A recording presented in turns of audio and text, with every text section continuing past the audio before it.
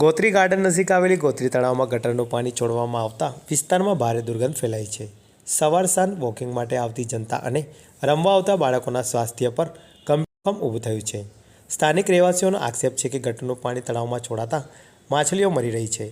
સાથે સાથે આજુબાજુના રહેવાસીઓમાં રોગચાળો ફેલાવાનો ભય પણ સતાવી રહ્યો છે. આ સમગ્ર મામલે વડોદરા મહાનગરપાલિકાની ગંભીર બેદરકારી સામે આવી છે. સ્થાનિકોનું કહેવું છે કે સામે જ કોર્પોરેટર રહેતા હોવા છતાં પણ સમસ્યાનું કોઈ નિરાકરણ આવ્યું નથી, જેને લઈને લોકોમાં ભારે નારાજગી જોવા મળી રહી છે.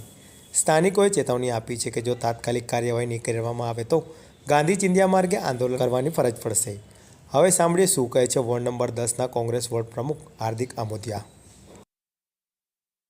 વડોદરા મહાનગરપાલિકાનું ગાર્ડન આવેલું છે પશ્ચિમ વિસ્તારમાં. એની બાજુમાં ગોત્રી તળાવ આવેલું છે. ગોત્રી તળાવમાં ગટરનું પાણી છોડવામાં આવી રહ્યું છે.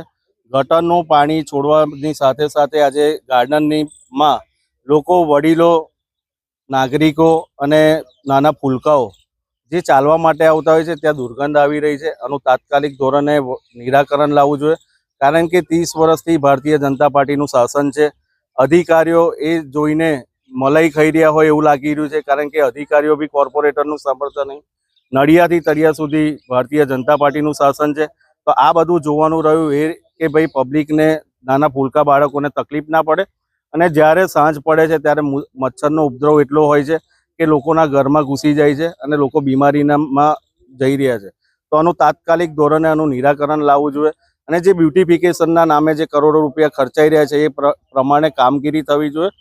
આ જોઈ રહ્યા છો કે આ તળાવની દુર્દશા એટલી ખરાબ છે કે લોકોને અહીંયા ચાલવું બી મુશ્કેલ પડી રહ્યું છે. આનું તાત્કાલિક ધોરણે આનું નિરાકરણ લાવવું જોઈએ.